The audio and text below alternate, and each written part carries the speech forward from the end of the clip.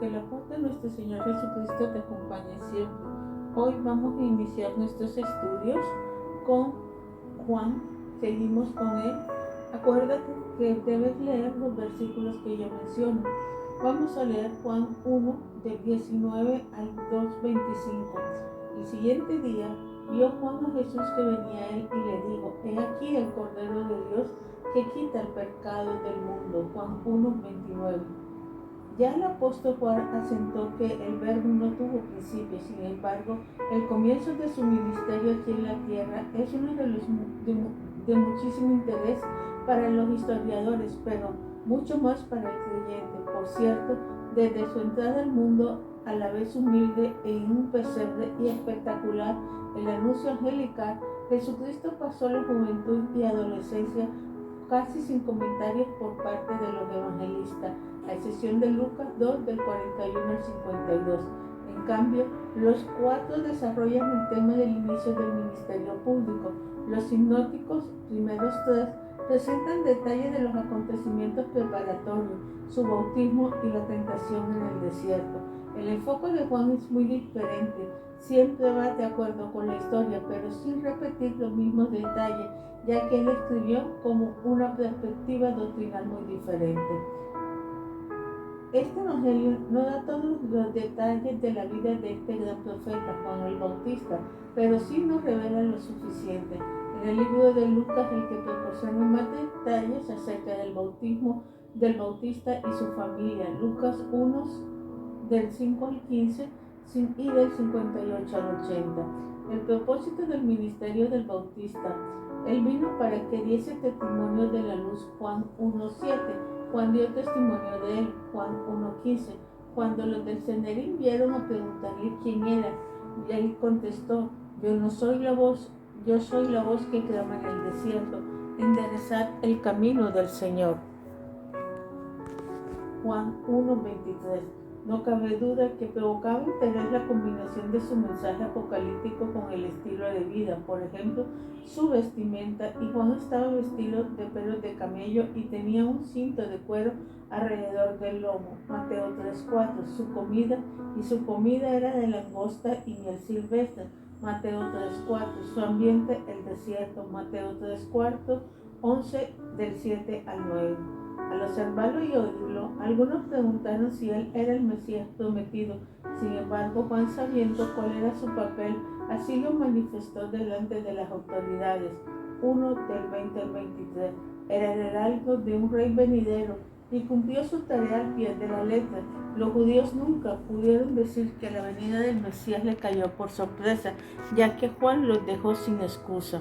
¿Cuál era la profundidad del mensaje de Juan? He aquí el Cordero de Dios que quita el pecado del mundo, 1:29. Algunos se preguntaban: ¿entendía Juan lo que está diciendo? Tampoco nosotros en todos estos siglos hemos podido captar la profundidad de la verdad que proclamaba. Sin embargo, si tienes que recordar que el Bautista era profeta, conocía el Antiguo Testamento, así como la misión de preparar el camino del Mesías. En resumidas cuentas, era un hombre de Dios. No cabe duda que sus palabras fueron pronunciadas bajo la dirección del Espíritu Santo, quien era y es el gran maestro de las verdades espirituales. Juan sí entendía lo que hablaba, aunque naturalmente no tenía todos los detalles. En aquel entonces, los judíos ofrecieron sacrificios para pagar por sus pecados, pero el Cordero de Dios es su sacrificio y eliminó esta práctica. El Bautista confesó: este es el Hijo de Dios, Juan 1:35. Entonces, algunas observaciones acerca del Juan 1:29, Cordero de Dios. La mansedumbre de un cordero es solo una parte mínima de su carácter. Lo importante es entender el concepto antiguo testamentario del cordero sacrificado, cuya sangre, al ser rociada sobre el arca del pacto, proveía la expiración. Servimos a nuestro Señor Jesucristo, nuestro amo. Seguimos a Cristo, nuestro pastor. Obedecemos a Cristo, nuestro Rey. Imitamos a Cristo, nuestro ejemplo. Esperamos a Cristo, nuestra esperanza. Pero sobre todo, Él es el Cordero de Dios y nos gloriamos en la cruz donde murió por nuestro pecado, que quita el pecado del mundo. ¿A qué vino? ¿Cuál fue el propósito principal? No vino a conquistar naciones, ni a agregar otra religión o filosofía a las existentes. No vino a ser un maestro de moralidad, ni a reformar la sociedad. Tampoco vino a dar de comer a los hambrientos. Más bien, vino a hacer lo que el hombre no había podido hacer por sí mismo. Vino a ofrecer lo que el dinero no puede comprar. Vino a dar lo que la educación no puede dar. Vino a quitar el pecado del mundo. Pedro dijo: ¿quién llevó él mismo nuestros pecados en su cuerpo sobre el madero, para que nosotros estando muertos a los pecados, vivamos a la justicia, y por cuya herida fuimos sanados? Primera de Pedro 2:24. Sin hacer gran campaña y reclutamiento, sin milagros y sin haber iniciado su predicación pública, Cristo empezó a formar un equipo. Básicamente fue el testimonio de Juan el Bautista el que dio principio a esta etapa. Dos de los seguidores de Juan el Bautista oyeron lo que su líder predicaba y siguieron a Jesús. Andrés y Pedro, uno del 40 al 42. Andrés hace suya la información de Juan al decir categóricamente a Simón: hemos hallado el Mesías, 1:41, sin palabras vagas, ni suposiciones ni anhelos sin base, presentó la verdad sencilla de la persona con quien se había encontrado. En cambio, ¿qué hizo el Señor del hombre de Simón a Pedro? Es de interés especial. Simón tiene su trasfondo en el nombre de Simeón, que significa informal, indigno de confianza. Parece que lo mismo se puede haber dicho del pescador. Sin embargo, al cambiar del nombre a Pedro, que significa piedra, Cristo estaba contemplando la obra que él mismo haría a través de su conversión. El término piedra o roca no es una profecía de la excelencia personal que alcanzaría Simón. Tampoco pronostica su primicia sobre los demás. Piedra se refiere principalmente al papel importante que tendría en el plan de Dios para desarrollar su iglesia. Es una labor que se nota muy bien en el día de Pentecostés. Cristo siempre contempla la habilidad potencial de uno, es decir, lo que la gracia de Dios y el control del Espíritu Santo puede producir en y a través del creyente, y seguramente vio el potencial que tenía este hombre en manos de Dios. Pedro, piedra y primicia. Algunas cosas que debes saber. Simón, hijo de Jonás. Su parentesco humano no tenía nada extraordinario. Jonás es mala traducción del griego, posiblemente basada en un malentendido de Bar-Jonás, que aparece en Mateo 16:17 y significa hijo de Juan. Tú serás llamado Cefas, 42. Algunos inclusive eminencias en el campo religioso han confundido el nombre de Cefas, que quiere decir piedra o roca, con el término griego cepas, que quiere decir cabeza. Cristo no puso a Simón por nombre, cabeza o jefe. En Mateo 16:16 al 18 leemos: respondió Simón Pedro y dijo: tú eres el Cristo, el Hijo del Dios viviente. Entonces respondió Jesús: bienaventurado eres, Simón, hijo de Jonás, porque no te lo reveló carne ni sangre, sino mi Padre que está en los cielos. Y yo también te digo que tú eres Pedro, y sobre esta roca edificaré mi iglesia, y las puertas del Hades no prevalecerán contra ella. Mateo 16:16 al 18. Bienaventurado eres es una palabra que Jesús no pretende darle un premio por haber dicho o logrado algo fuera de lo común. Más bien, es una descripción de su condición espiritual. ¿Por qué? Porque no lo reveló carne ni sangre, sino mi Padre que está en los cielos. El Señor cita el origen físico de su nuevo discípulo, pero identifica la fuente de su conversión, versículo 16, como totalmente distinta. Tú eres Pedro, y sobre esta roca edificaré mi iglesia. Versículo 8.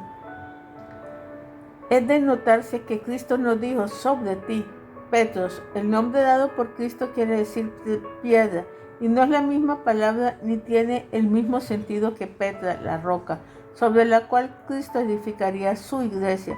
La primera es un pedazo de piedra, la segunda es un conjunto de roca o una montaña de ella. En este contexto no es Simón Pedro la roca sobre la cual edificaré mi iglesia, sino que ésta se funda en la verdad referente a la persona y a la obra de Cristo que el apóstol enunció. Tiene que ver con la verdad de la revelación por Dios mismo y no con la persona que la dijo. Efesios 2:3, 2:20 enseña que todos los apóstoles fueron el fundamento de la iglesia.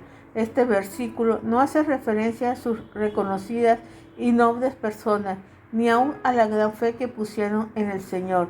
Más bien reconoce su fiel predicación de un mensaje que se prestaron a ser dirigidos por el Espíritu Santo para escribir lo que Dios quiso que tuviera el Nuevo Testamento.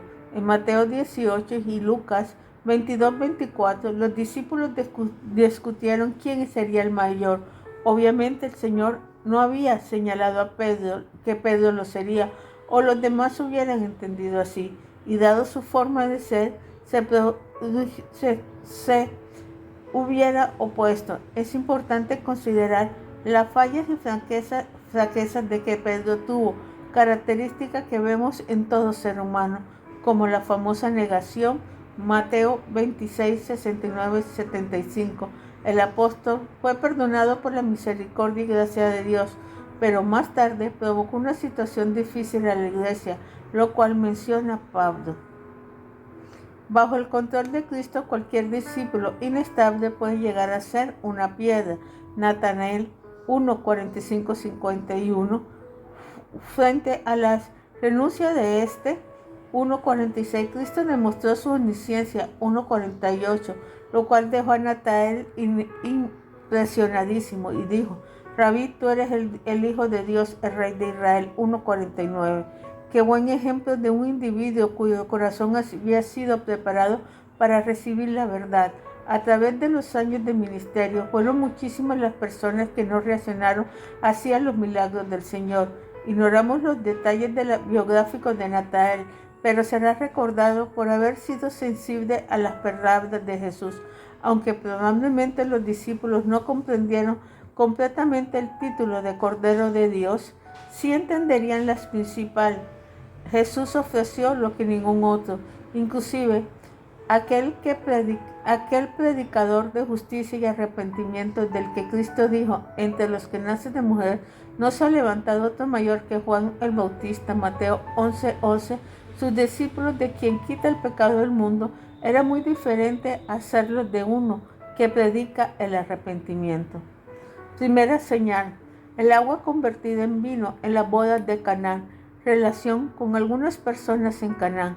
Habiendo recibido una invitación, Cristo asistió a la boda con algunos de sus discípulos. Conversación con su madre la pueden ver en el 2:3-5. Parece que María estaba presente por ser de la familia o muy amiga de los novios. Dios usó como instrumento la relación que María tenía con los novios para que Cristo fuera invitado, proporcionando así la escena para estar en la primera señal. Suponemos que su madre tenía algo que ver con la dirección de algunas de las actividades asociadas con la fiesta. Por eso informó a Jesús de la falta de vino. No sabemos con qué propósito se acerca a su hijo para darle la información. Él no era oriundo de esa región, por lo que no era lógico esperar que un visitante, supiera dónde comprar más vino. Eso se podía esperar de un esclavo o un amigo cercano. Además, era uno de los que fueron invitados formalmente.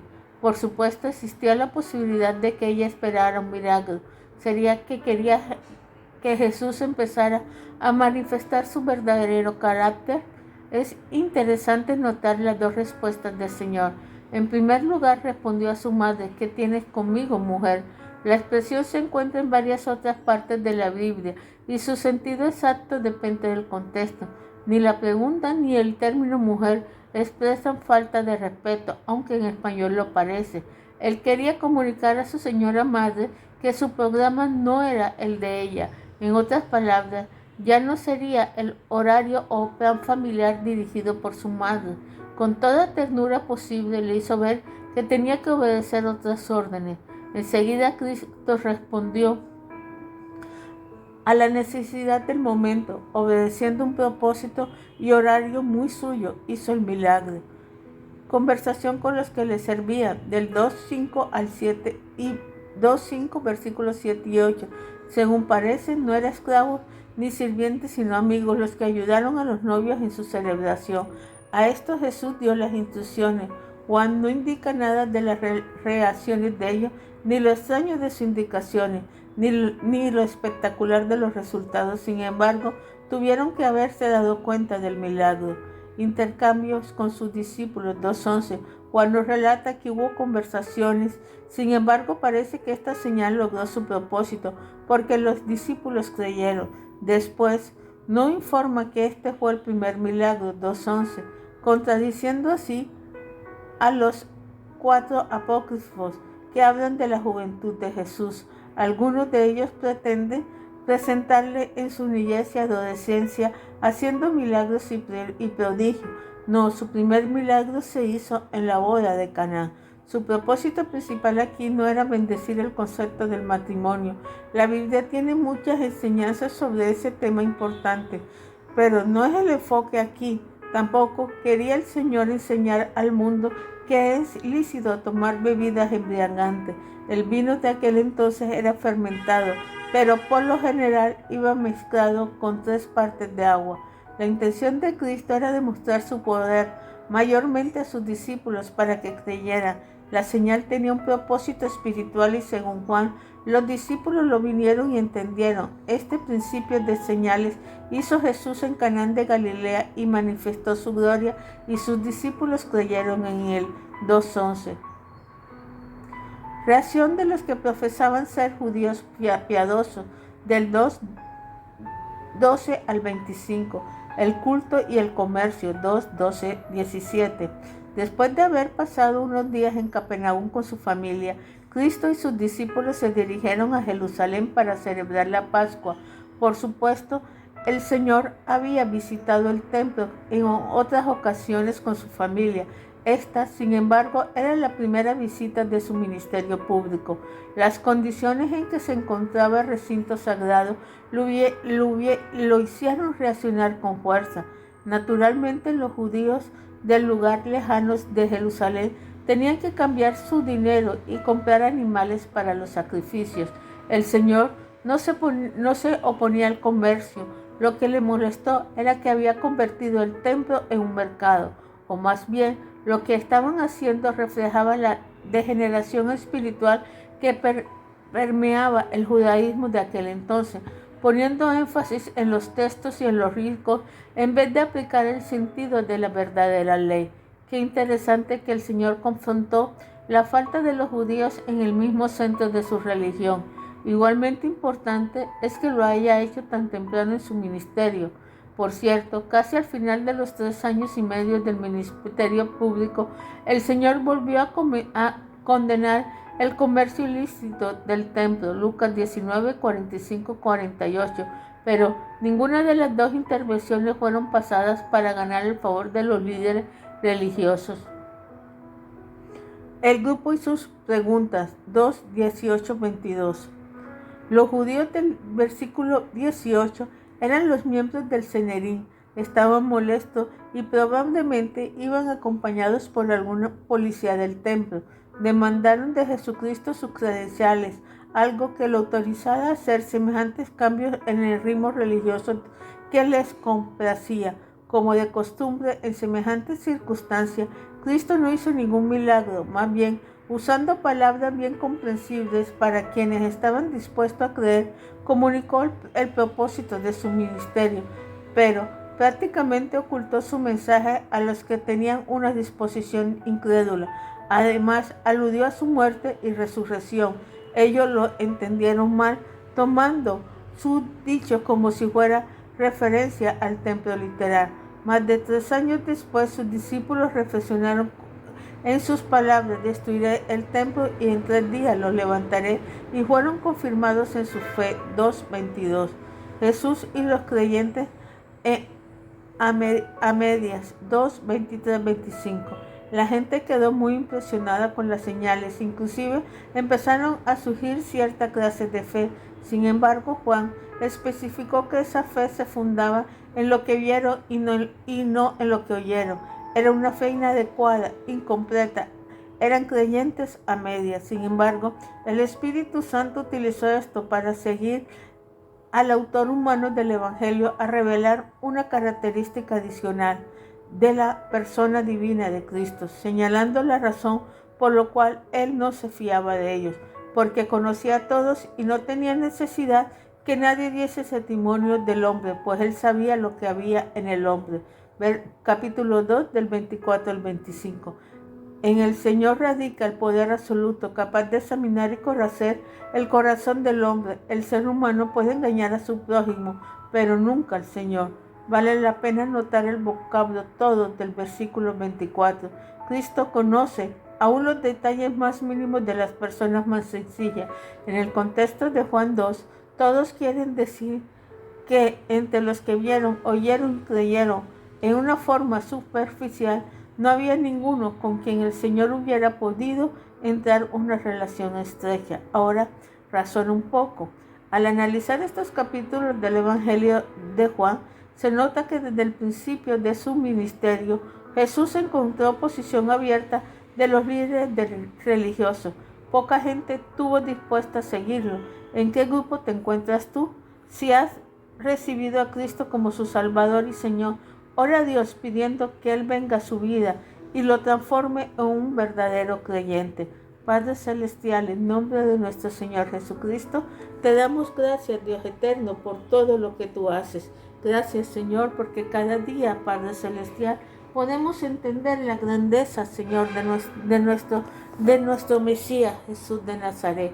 Oh Dios eterno, Señor, gracias porque lo enviaste al mundo para que nosotros tuviéramos vida eterna y vida en abundancia. Gracias, Padre Celestial, porque sabemos que Él es el camino, la verdad y la vida, y nadie va al Padre si no es a través de Jesús de Nazaret.